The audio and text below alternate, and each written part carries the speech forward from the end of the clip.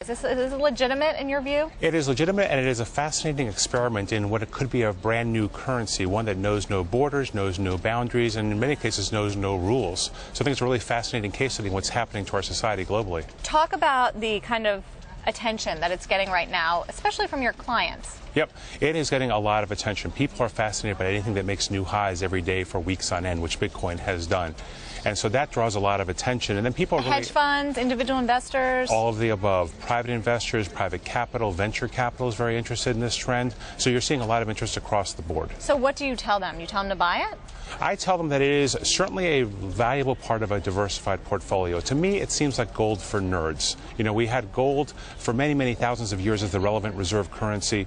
Bitcoin seems like it wants to step into that role for the online world. So I think it's valuable in that respect. It's also potentially valuable as a method of transaction across borders because it's extremely efficient. And that really is the next level of the story for Bitcoin. But look at what's happened just in the last 48 hours here. Vulnerable to hacking, that crushed the price. It went from 140 to 100. That's right. What's interesting is that the central nervous system of Bitcoin, the process of creating new Bitcoins and holding transactions is very secure. But the individual wallets and exchanges are still very susceptible to the kind of denial of service attacks and hack attacks that you talk about. Well, talk about it. So this is the currency block of lunch money. Why is this a viable alternative to a hard currency that's backed by central bank, by governments, regulated, and in circulation? Yep. The bottom line is that Bitcoin resonates the same reason gold resonates, because nobody controls the supply aside from an algorithm that only issues 25 new Bitcoins every 10 minutes, and that'll decrease over time. So it's standardized and it's commoditized to a point where there's very limited supply.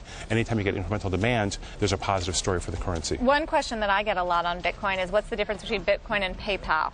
PayPal is denominated in currencies such as dollars. Yeah. Bitcoin is its own currency.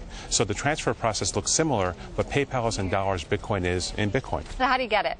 You get it by going through any one of a number of local providers called wallets, and you can link up your bank account to purchase Bitcoin. Your purchase transaction goes through an exchange, and then you receive your Bitcoins in 3 or 4 days. So why are you telling people, I understand the idea of a diversified portfolio, but you can diversify with a lot of things that aren't virtual. Yes.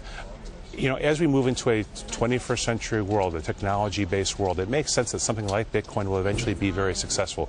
Is it Bitcoin? No one has any idea. But you certainly pays to be exposed to it early on. What do you think of the Bitcoin bubble stories? Cover the Financial Times yesterday.